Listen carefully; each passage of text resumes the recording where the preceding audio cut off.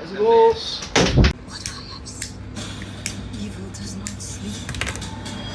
Hello. So I want to paint something on this 8x12" canvas, but I don't know what I want to. So what I'm going to do is I'm going to spin a color wheel and then use the wheel to decide what color I'm going to use to paint this. I'm only going to limit myself to 3 colors, and I hope that will give me an idea of something creative to come.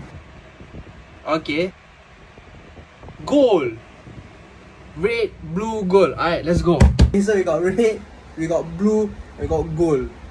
Must be something abstract. I'm thinking of something abstract as soon as I hear this color. Scarlet red, using ultramarine and a bit of white and black to have different shades of it. Let's go.